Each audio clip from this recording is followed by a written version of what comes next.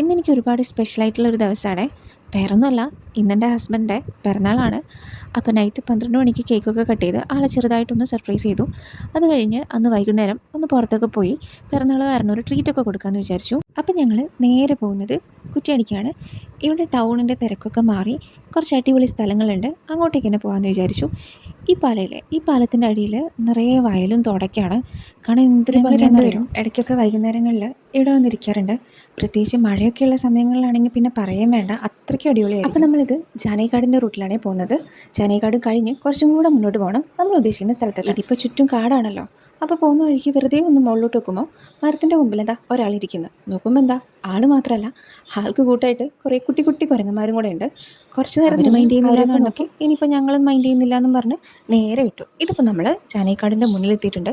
ഇപ്പോൾ സമയം 5:30 6 മണിയോ അങ്ങനെ എന്തോ ആയിട്ടുണ്ട്. ഇവിടെ ക്ലോസ് ചെയ്തിട്ടുണ്ട്. നമുക്ക് ഇവിടുന്ന് ഈ പാലം കഴിഞ്ഞ് പിന്നെ പോകണം. ഈ പാലത്തിൻ്റെ താഴെയുള്ള വ്യൂ ആണ് ഇത്. ഇത് നമ്മുടെ കുറ്റ്യാടിപ്പുഴയാണെന്ന് തോന്നുന്നു. ഏത് പുഴയാണെങ്കിലും സംഭവം അടിപൊളിയാണ്. ഇതിൻ്റെ സൈഡിലൊരു പാർക്കോ റിസോർട്ടോ അങ്ങനെ എന്തൊക്കെയോ ഉണ്ട്. ഇപ്പോൾ എനിക്ക് കറക്റ്റായിട്ട് അറിയില്ല. ഇവിടുന്ന് നമ്മൾ നേരെ പോയി കുറച്ചും കൂടെ മുന്നോട്ടെത്തിയാൽ നമുക്ക് പോകേണ്ട സ്ഥലത്തും. ഈ സ്ഥലത്തിൻ്റെ പേരൊക്കെ ഞാൻ നോക്കി വെച്ചിരുന്നു, പക്ഷേ എനിക്ക് നല്ല ഓർമ്മശക്തി ആയതുകൊണ്ട് അതെന്നോട് മറന്നു. ഇവിടെ അറിയാവുന്നവർക്ക് എന്തായാലും ഇത് ഏതാ സ്ഥലമെന്ന് പെട്ടെന്ന് മനസ്സിലായിട്ടുണ്ടാവും. ഇത് കുറച്ച് ഉള്ളോട്ടുള്ള ഏരിയ ആയതുകൊണ്ട് ഈ ഏരിയ ഒക്കെ ഭയങ്കര സൈലൻ്റ് ആണ്. ആകെ കേൾക്കുന്നത് പക്ഷികളുടെ സൗണ്ടും വെള്ളത്തിൻ്റെ സൗണ്ടും മാത്രം. അപ്പോൾ ഇതാ നമ്മൾ വരാൻ ഉദ്ദേശിച്ച സ്ഥലം എത്തിയിട്ടുണ്ട്.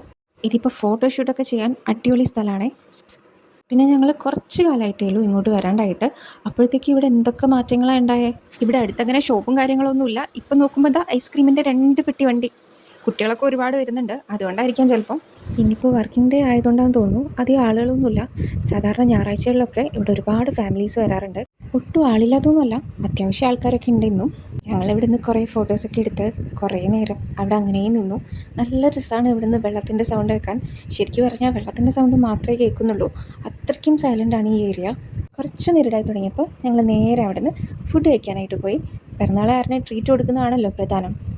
ഇതിപ്പോൾ ശരിക്കും പറഞ്ഞാൽ പിറന്നാളുകാരന് പേരേ ഉള്ളൂ. എൻ്റെ ഇഷ്ടത്തിനാണ് ഫുഡ് കഴിക്കുന്നത്. ഞങ്ങൾ നേരെ വന്നത് കടവിലേക്കാണ്. ഇവിടുത്തെ മന്തി എനിക്ക് ഭയങ്കര ഇഷ്ടമാണ്.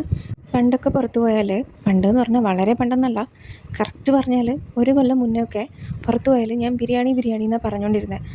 എനിക്കിപ്പോൾ ബിരിയാണി എന്ന് കേൾക്കുന്നതേ ഇഷ്ടമല്ല. ഒരു ഡെലിവറിയോടുകൂടെ ഒരാൾക്കുണ്ടായ മാറ്റങ്ങളെ, അത്രയും ഇഷ്ടപ്പെട്ടൊരു ഫുഡ് പെട്ടെന്ന് ഇഷ്ടമല്ലാണ്ടായി. അത്രയും കാലം ഇഷ്ടമല്ലാണ്ടിരുന്നൊരു ഫുഡ് പെട്ടെന്ന് ഇഷ്ടപ്പെടുകയും ചെയ്തു. അങ്ങനെ ഞാൻ ഇഷ്ടപ്പെട്ടതാണ് ഈ മന്തി. അന്നൊക്കെ എന്തൊക്കെയായിരുന്നു ഞാൻ കാരണം ആർക്കും മന്തി മാത്രം കിട്ടുന്ന ഒരു റെസ്റ്റോറൻറ്റ് പോലും കയറാൻ പറ്റില്ലേനും. അത്രയ്ക്ക് മന്തി വിരോധിയായി ഞാൻ. ഇപ്പോൾ കടുത്തൊരു മന്തി ഫാനായി മാറിയിട്ടുണ്ട്. ഇവിടുന്ന് ചായയും ലോഡഡ് ഫ്രൈസും മന്തിയാണ് കഴിച്ചത്. ചായ എപ്പോഴും അടിപൊളിയാണ്, ഇന്നും അടിപൊളിയാണ്. പിന്നെ ഫ്രൈസ് ഞാൻ ഇതുവരെ കഴിച്ചതിൽ വെച്ചിട്ട് എനിക്ക് ഏറ്റവും കൂടുതൽ ഇഷ്ടപ്പെട്ടത് ഇന്ന് കഴിച്ച ഇവിടുത്തതാണ്. പിന്നെ മന്തി എൻ്റെ ഫേവറേറ്റാണ് ഇവിടുത്തെ മന്തി. പക്ഷേ ഇന്ന് എന്തോ എനിക്ക് അത്രയ്ക്ക് ഇഷ്ടപ്പെട്ടില്ല, അത്ര ടേസ്റ്റ് ഇല്ലേനും.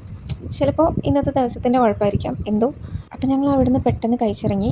ഇനി നേരെ ഒരു സ്ഥലത്തും കൂടെ പോയിട്ട് തിരിച്ച് വീട്ടിലേക്ക് പോകണം. വേറെ എങ്ങോട്ടുമല്ല, ഫ്രൂട്ട് ഐസിലും കൂടെ ഒന്ന് പോകണം. ഇവിടെ നാദാപുരത്ത് മുന്നേ ഉണ്ടായിരുന്ന ഫ്രൂട്ട് ഐസ് കൂട്ടിയപ്പോൾ ഏറ്റവും കൂടുതൽ വിഷമിച്ച ആളുകളിൽ ഒരാളായിരിക്കും ഞാൻ. കാരണം ഞാൻ ഇടയ്ക്കിടയ്ക്ക് അവിടെ പോയി കഴിക്കാറുണ്ടായിരുന്നു. മഴയാണോ വെയിലാണോ മഞ്ഞാണോ എന്നൊന്നും ഞാൻ നോക്കാറില്ല. ഇടയ്ക്കിടയ്ക്ക് എനിക്ക് അവിടെ പോയി കഴിച്ചിട്ടില്ലെങ്കിൽ ഒരു സമാധാനം ഉണ്ടാവില്ലേനും. പക്ഷെ അത് പൂട്ടിയപ്പോൾ വല്ലാത്തൊരു വിഷമമായിരുന്നു. ഇപ്പോൾ അത് രണ്ടാമത് തുറന്നപ്പോൾ ആ വിഷമം അങ്ങനെ തന്നെ മാറി.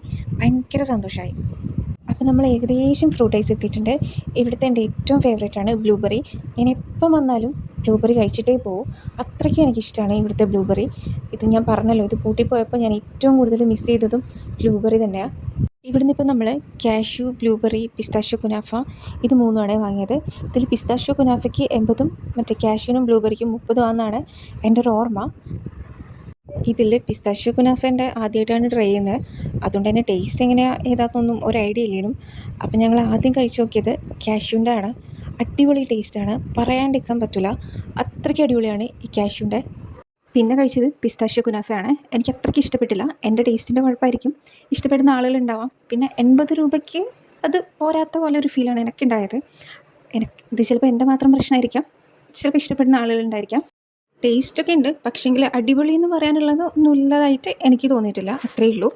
പിന്നെ ബ്ലൂബെറി ഏറ്റവും ഫേവറേറ്റ് ആയതുകൊണ്ട് എല്ലാം കഴിഞ്ഞിട്ട് ലാസ്റ്റ് കഴിക്കാമെന്ന് വിചാരിച്ച് വെച്ചേനും അവസാനം പാക്കറ്റ് പൊട്ടിക്കുമ്പോഴത്തേക്കും സംഭവം അലിത്തു പോയി. ആസ്വദിച്ച് കഴിക്കാമെന്ന് വിചാരിച്ച് അവസാനത്തേക്ക് മാറ്റി വെച്ചേനും സംഭവം എല്ലാം കൂടെ വാരി വലിച്ച് തിന്നേണ്ട അവസ്ഥയായിപ്പോയി. ഇത് ചിക്കൻ കഷ്ണമൊന്നുമല്ല, ഐസ്ക്രീമാണെന്നുള്ള കാര്യം കുറച്ച് ബുദ്ധിയോടെ ഞാൻ ചിന്തിക്കണമായിരുന്നു. ഇനി പറഞ്ഞിട്ട് കാര്യമില്ല. എൻ്റെ വിഷമത്തിൻ്റെ ഇടയ്ക്ക് ഇവിടെ ഒരാൾക്ക് IPL കാണാത്തതിൻ്റെ പ്രശ്നം. എന്താ അല്ലേ, ഓരോരുത്തർക്കും ഓരോരോ പ്രശ്നങ്ങളാണ്. ആ വിഷമത്തിൽ നേരെ പോയി ഒരു കടിശേക്കും കൂടെ വാങ്ങിയിട്ട് നേരെ വീട്ടിലേക്ക് പോകാമെന്ന് വിചാരിച്ചു. ഇത് വിഷമത്തിൽ വാങ്ങിയതൊന്നുമല്ല, ചെറുതായിട്ട് വിശപ്പിൻ്റെ അസുഖമുണ്ടേ. അതുകൊണ്ട് വിശപ്പിൻ്റെ വിളി വന്നപ്പോൾ അതും കൂടെ വാങ്ങി വീട്ടിലേക്ക് പോകാമെന്ന് വിചാരിച്ചു. ഇപ്പോൾ ഏകദേശം 11, 11:30 ഒക്കെ ആയിട്ടുണ്ട്. അതുകൊണ്ട് ടൗണിൽ ഏകദേശം എല്ലാ കടകളും പൂട്ടി. നല്ല രസമുണ്ട് ഫുള്ള് ലൈറ്റൊക്കെ ആയിട്ട് കാണാൻ. അപ്പോൾ ശരിക്കും നമ്മൾ രാത്രി ഇങ്ങനെ പുറത്തൊക്കെ പോയി ഫുഡൊക്കെ കഴിച്ച് ഒന്ന് കറങ്ങിയൊക്കെ വരുമ്പോൾ വേറെ ഒരു ഫീലാണ്. ഇതിപ്പോൾ ഇവിടെ ആളില്ലാത്ത നോക്കണ്ട, കല്ലാച്ചിനാഥ് അവരൊക്കെ പെരുന്നാളിൻ്റെ തിരക്കാണ്. എല്ലാ ഷോപ്പും തുറന്നിട്ടുണ്ട്. അവിടെയൊക്കെ നിറയെ ആളുകളാണ്. നല്ല ബ്ലോക്കും ഉണ്ട്. ഇനിയിപ്പോൾ ഒന്നുമില്ല, വീട്ടിലെത്തിയിട്ടുണ്ട്. ഇനി കുളിച്ചൊന്ന് കിടന്നുറങ്ങണം, അത്രയേ ഉള്ളൂ.